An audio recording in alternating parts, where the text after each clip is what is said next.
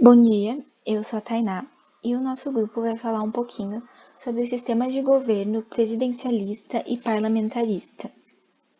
Bom, antes que eu comece a falar sobre os sistemas de governo, é importante ter bem clara a diferença entre dois conceitos, que é o de chefe de Estado e o de chefe de governo. O chefe de Estado vai ter um papel mais simbólico, então vai ter funções como receber chefes de Estado estrangeiros, participar de inaugurações, eventos esportivos. Em alguns países vai ter um papel diplomático, podendo assinar tratados internacionais. Em outros países vai poder nomear ministros e até chefes de governo. E há situações que também vai poder dissolver o legislativo e demitir chefes de governo. Uma coisa que é importante ter claro é que essas funções que eu falei vão estar variando de um país para o outro. Aí, eu esqueci de falar antes que a legitimidade do chefe de Estado também vai variar de um país para outro. Então, por exemplo, no Reino Unido, essa legitimidade vem da realeza.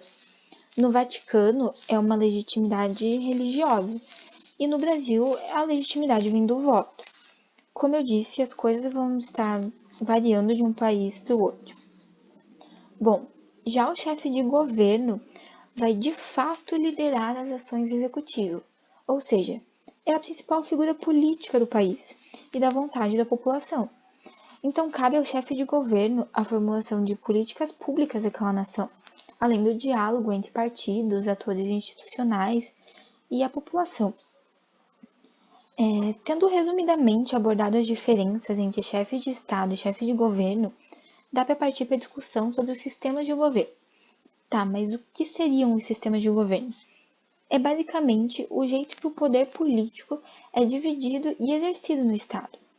Então, vai variar de acordo com o grau de separação dos poderes, que pode ser a separação estrita entre o legislativo e o executivo, que é o caso do presidencialismo, né? Até a dependência do executivo junto ao legislativo, que é o caso do parlamentarismo. Então, no presidencialismo, há a concentração das funções do chefe de Estado e do chefe de governo em uma pessoa só, que é o presidente. Ao contrário do parlamentarismo, que existe a separação do chefe de Estado e do chefe de governo. No presidencialismo, os eleitores vão votar para escolher um presidente, e no parlamentarismo, o parlamento que escolhe o chefe de governo. Por isso que se diz que o executivo depende do legislativo. Pegando como exemplo a Alemanha, que é uma república parlamentarista, tem como chefe de Estado um presidente, atualmente é o Frank-Walter, e como chefe de governo a chanceler Angela Merkel. Então, na Alemanha, o chefe de governo vai ser indicado pelo presidente, porém vai estar sempre seguindo a vontade da maioria do parlamento, ou seja, quem escolhe o chanceler alemão é o parlamento. Existe também o semipresidencialismo, que é uma mistura entre esses dois sistemas de governo, só que vai estar constantemente associada a um modelo mais parlamentarista ou mais presidencialista. Então, por exemplo, a França é semipresidencialista, porém vai estar mais associada ao presidencialismo. E Portugal, que também é semipresidencialista, vai estar mais associado ao parlamentarismo. Bom, depois dessa contextualização, eu vou enumerar as principais características de um sistema em comparação com o outro, em base no que os autores Linz e Liebhardt falaram sobre isso. Então, no presidencialismo, como eu já mencionei, a legitimidade democrática vem do voto popular. Por outro lado, o parlamentarismo, a instituição que tem a legitimidade democrática é o parlamento, ou seja, o chefe de governo é selecionado pelo corpo legislativo. Pegando o Reino Unido como exemplo, basicamente os eleitores vão votar para escolher um membro do parlamento para representar o seu distrito eleitoral, e os membros do parlamento vão escolher o primeiro-ministro, sendo que é a rainha quem vai nomear o primeiro-ministro seguindo as decisões do parlamento. No presidencialismo, o executivo é o presidente, que decide por si só a composição do seu ministério, exercendo controle sobre a administração. E no parlamentarismo, o executivo é formado pelo primeiro-ministro, juntamente com seu gabinete, ou seja, as decisões a serem tomadas tem um caráter colegiado. No presidencialismo, os eleitores eles votam, como eu já disse, né, para escolher o representante, só que o presidente ele vai ficar no poder por um período determinado constitucionalmente. No caso do Brasil, não era permitida a reeleição até 1994, quando foi feita uma reforma constitucional que se admitiu o segundo mandato presidencial. Segundo o Lins, o Lins vai estar criticando esse período determinado, né? Porque essa questão temporal pode prejudicar as políticas públicas, pois podem ser mal elaboradas e serem implementadas com muita rapidez. É o chamado desejo de concluir, né? E no parlamentarismo, o primeiro-ministro ele não vai ter um tempo fixo de mandato. Outra característica relevante é o caráter soma zero da eleição presidencial e o papel da oposição. Mas o que significa isso? No presidencialismo, somente o candidato sai vitorioso e os demais candidatos não levam nenhuma fatia do poder. Essa separação tão brusca entre os vencedores e os perdedores pode levar a um ambiente de conflito e ao menos certa polarização social, né? Como a gente já viu várias vezes no nosso país. No parlamentarismo, isso não ocorre tão bruscamente, uma vez que os parlamentares que não foram escolhidos para o cargo de primeiro-ministro continuarão a exercer suas funções dentro do parlamento. Outra característica do parlamentarismo é que o parlamento pode em qualquer momento interromper o governo do primeiro-ministro através do voto de desconfiança. Então daí uma nova eleição é convocada, né?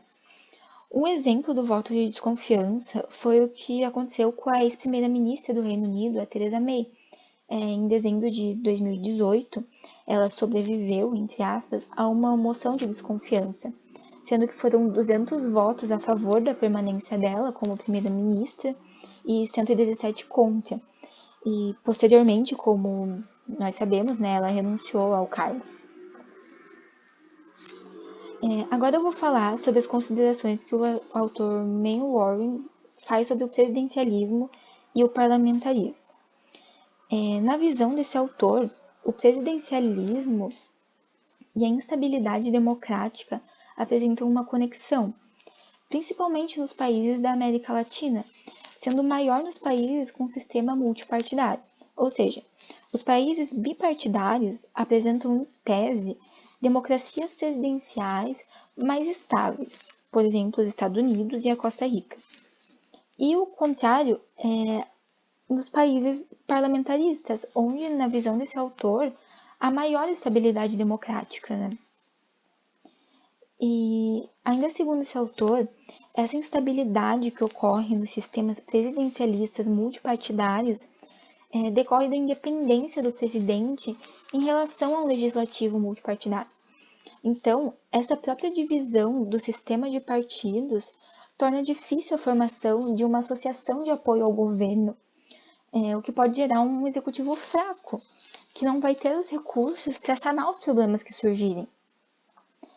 E, por outro lado, ainda segundo esse autor, nos sistemas presidencialistas bipartidários, a polarização ideológica é menor, o que ajuda na barganha entre o legislativo e o executivo. Então, bom, segundo esses 3 autores que eu citei, fica claro que para eles o presidencialismo é um sistema de governo inferior ao parlamentarismo, por todas essas razões que eu mencionei durante a explicação. Bom dia, meu nome é Albert e eu vou dar continuidade no trabalho daqui, falando sobre Fred Riggs e Giovanni Sartori. Começando pelo Riggs. O Riggs ele era um cientista político que buscava explicar por que a Constituição norte-americana não sobrevive através de uma análise sistêmica. O que é uma análise sistêmica? A análise sistêmica é aquela que privilegia as variáveis pertencentes à constituição de um regime político. Constituição na qual pode ser definida por um conjunto de regras que conduzem à política. E essas regras o Riggs gostava de chamar de regras paraconstitucionais. O autor também procura definir o que se entende por presidencialismo. Segundo ele, É um regime que dá ao chefe de governo os poderes e direitos independentes da Assembleia eleita, ou seja, o Congresso. De acordo com Riggs, os sistemas presidencialistas se defrontam com 4 dilemas básicos decorrentes de suas variáveis sistêmicas. O primeiro deles é o antagonismo estrutural entre o chefe de governo e a Assembleia eleita, que muitas vezes trazem conflitos entre si. Já o segundo diz que, por obra deste antagonismo, há alta probabilidade de paralisia no decisório do Congresso, devido à sobrecarga de sua agenda. Riggs também acredita que no presidencialismo os partidos políticos são fracos e que há uma necessidade de um poder arbitral da Suprema Corte. Porém, ele afirma que esses 4 dilemas não existiriam no sistema parlamentarista, porque 1. As tensões entre o poder executivo e o poder legislativo poderiam ser facilmente resolvidas pela deposição do gabinete, e isso traria mais confiança e aceitação das propostas do executivo, que com certeza simplificaria e distribuiria a agenda do parlamento. Ele também acreditava que o parlamentarismo possui partidos coesos e disciplinados, coisas que não existem no presidencialismo. Além de não ter necessidade de uma revisão judicial das disputas entre o executivo e o legislativo, já que existe a possibilidade de solução do governo em caso de crise. Riggs enumera as práticas paraconstitucionais através das quais esses dilemas, que seriam uma ameaça sistêmica, foram e são enfrentados nos Estados Unidos. O primeiro deles é a forte liderança exercida pelos presidentes, ligando-se ao papel de ligação entre o executivo e o legislativo, desempenhado pelos membros do gabinete presidencial. Além disso, a indisciplina partidária causada pela primazia dos interesses da clientela eleitoral dos congressistas sobre os diretórios nacionais dos partidos, atuando como reforço da liderança presidencial. Também dizia que uma dessas ameaças era a estrutura dos comitês do Congresso, que compartilharia e distribuiria a agenda. Também reforça a apatia e baixa participação eleitoral, diminuindo a pressão sobre o sistema político e a dificuldade de organização e ação dos partidos de oposição. A redistribuição dos prêmios da competição política operada pelo federalismo e, por último, a revisão judicial, equilibrando a disputa entre o executivo e o legislativo. Agora falando um pouco sobre Giovanni Sartori. Segundo ele, o presidencialismo é inferior ao parlamentarismo e ao semipresidencialismo, com exceção dos Estados Unidos. Ele acreditava que todo o sistema presidencialista apresentaria fragilidade, sucumbindo regularmente a golpes e quebra de continuidades, além de dizer que um dos problemas do presidencialismo é a sua incapacidade de lidar com governos divididos, e que o governo semipresidencialista seria um governo mais adequado do que o próprio presidencialismo. O semipresidencialismo. Esse sistema de governo, no qual o chefe de governo e o chefe de Estado compartilham em algumas medidas o poder executivo, participando ambos do cotidiano da administração do Estado. É adotado por países como França e Taiwan. Nesses sistemas também é comum a chamada coabitação, onde o chefe de governo e o chefe de Estado são eleitos separadamente por partidos rivais.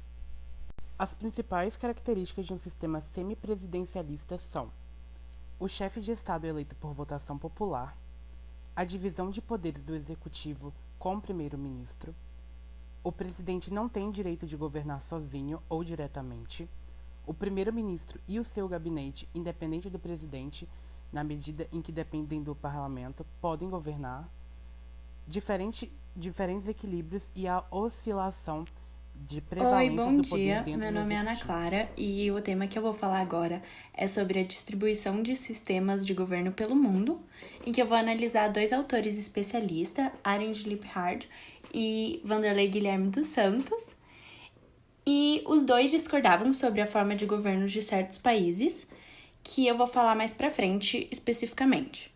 Nessa tabela 1, com o título Formas de Governo em Vários Países, mesmo que as 2 análises desses autores foram diferentes, é perceptível que há mais países parlamentaristas do que presidencialistas ou semipresidencialistas ao redor do mundo. As divergências mais relevantes sobre os sistemas de governo são o da Finlândia, França e Portugal. Eu decidi não aprofundar muito sobre o sistema político desses 3 países, porque eu vou fazer isso logo em seguida com outro. Na teoria, esses 3 países são considerados semipresidencialistas, mas Liphart considera os 3 democracias parlamentaristas e Santos considera, assim como é na teoria, os 2 primeiros semipresidencialistas e Portugal uma democracia parlamentarista. Porém, segundo o texto, na prática, Portugal e Finlândia são democracias parlamentaristas e a França é uma democracia presidencialista. O país que eu falei que eu ia aprofundar um pouco melhor no sistema político é a Suíça, porque é uma democracia direta única, então eu achei bem interessante trazer aqui e explicar um pouco melhor. A cada 4 anos, a população elege 246 membros do Parlamento Nacional, que consiste em 2 câmaras, a do Senado, que representa os cantões, e a dos deputados, que representa o povo. O Parlamento faz as leis e elege o governo nacional, que é composto por 7 membros de vários partidos. A população tem grande participação política em vários aspectos, como, por exemplo, os cidadãos votam em média 4 vezes no ano para decidir sobre assuntos, seja do país, da cidade ou do cantão. E eu até achei interessante trazer essa curiosidade que tem 2 cantões dos 26 da Suíça que ainda realizam assembleias anuais ao ar livre, onde os cidadãos eles votam as questões levantando as mãos. A população também pode derrubar leis feitas pelo parlamento com um referendo. Caso eles consigam 50 mil assinaturas dentro de 100 dias, o projeto é votado pelo povo. E também qualquer cidadão suíço tem o direito de propor uma nova legislação com o lançamento de uma iniciativa. Se eles conseguirem recolher pelo menos 100 mil assinaturas em apoio à proposta, ela deve ser submetida a uma votação em todo o país. Bom, e a vantagem desse sistema político é que a população se envolve muito, mas a desvantagem é que isso pode acabar demorando e bagunçando as coisas. E, assim, tudo fica muito imprevisível. Agora, mudando de slide, tem essas 2 tabelas sobre as formas de governo em vários países por continente. E a tabela 2, que é a de cima, é sobre a classificação dos Santos, e a tabela de baixo é a classificação de Liphart. E o único ponto que ambos concordaram nessas tabelas foi que 100% da Oceania é parlamentarista. Agora, só observando a tabela 2, o que o Santos ele viu foi que todas as democracias parlamentaristas do continente americano são ex-colônias do Reino Unido, e o mesmo aconteceu na África, que são as 6 democracias parlamentaristas lá, são ex-colônias ou da França ou do Reino Unido. Agora na tabela 3, o que Liphart difere é que, de acordo com ele, 100% das democracias africanas e asiáticas são parlamentaristas puras. Ele também mostra que a única democracia híbrida no mundo é a Suíça, o que Santos nem chegou a considerar. Sendo assim, com tudo que foi apresentado, apesar de haver alguns consensos de alguns pontos, as controvérsias classificatórias são muitas e estão longe de ser resolvidas. Falando sobre o debate dos sistemas de governo no Brasil, o primeiro cenário do debate em torno do parlamentarismo e do presidencialismo vai ocorrer logo nos primeiros anos da República. José Murilo de Carvalho nos mostra que esse debate remonta ao período imperial. Ele revela que havia 2 interpretações da Carta Constitucional. Uma ortodoxa, que sustentava a ideia de um poder moderador forte, como é uma expressão dita que o rei reina, governa e administra. Seus intérpretes eles procuravam esvaziar o poder do parlamento, insistindo que não se tratava de uma constituição como a inglesa, muito embora também não fosse absolutista. Outra que vai advogar o caráter neutro do quarto poder, e os seus adeptos liam inspirados na prática parlamentar inglesa, se afastando da primeira expressão dita. Dessa vez a gente vai dizer que o rei reina, mas não governa. Para José Murilo de Carvalho, pode-se dizer que os primeiros liam a Constituição numa direção presidencialista. O positivismo também é uma forte marca do período, mas A corrente ortodoxa não aceitava o parlamentarismo adotado pela Constituição Francesa de 1875. Ele vai se apegar à ideia de ditadura republicana desenvolvida por Comte. Já a heterodoxa positivista aceitava o parlamentarismo. Segundo ainda José Murilo de Carvalho, acoplado ao presidencialismo, tendência dominante do momento político, o darwinismo republicano tinha em mãos os instrumentos ideológicos. Nos primeiros anos da República, cortaram o entusiasmo de boa parte dos idealizadores e seus defensores, como Alberto Salles e o próprio Silvio Romero, por exemplo. A questão posta na ordem do dia da agenda intelectual dos homens públicos durante este período é a causa ou as causas dos desacertos republicanos. O ponto central e principal do debate era a relação entre o privado e o público, o indivíduo e a comunidade. Vários pensadores identificavam a ausência do individualismo anglo-saxão como fator explicativo da incapacidade brasileira para organizar a sociedade política. Silvio Romero utilizou um autor francês, Edmond de Molins, para caracterizar a psicologia brasileira como sendo de natureza comunitária, em oposição à psicologia individualista de anglo-saxões. A consequência que Silvio Romero tirava dessa distinção era a mesma de Alberto Salles, que no caso é a ausência entre os brasileiros do espírito de iniciativa, da consciência coletiva, a excessiva dependência do Estado. A base do debate entre a opção parlamentarista como uma forma de superação da crise político-institucional dos primeiros governos republicanos, no caso os Emílio Deodoro e Floriano, é a manutenção do centralismo presidencialista. Terá como eixo uma suposta realidade brasileira, como argumento de autoridade, ou seja, crença na ideia de que a pura observação atenta da realidade nacional. Para os parlamentaristas, o presidencialismo era anti-brasileiro, porque ele contrariava a longa tradição liberal que sempre lutava contra o arbítrio e o despotismo. E para os presidencialistas, o parlamentarismo era anti-brasileiro justamente porque não se adaptava à nossa tradição de poder pessoal, predominante desde o Império. O debate político em torno do parlamentarismo e do presidencialismo na virada da década de 1940 e 1950, ganha caráter distinto em relação ao que foi visto anteriormente. Se antes tratava-se de publicistas discutindo a respeito do caráter nacional e suas como do melhor sistema de governo que daí derivava, agora estamos em frente a um debate de constitucionalistas, ou como na linguagem da época, jurisconsultos. Trata-se da controvérsia em torno da revisão constitucional de 1949, onde havia uma possibilidade real, ainda que improvável, da aprovação da emenda parlamentarista do deputado Raul Pila. Esse diálogo vai ganhar um tom mais acadêmico, ou melhor, institucionalista.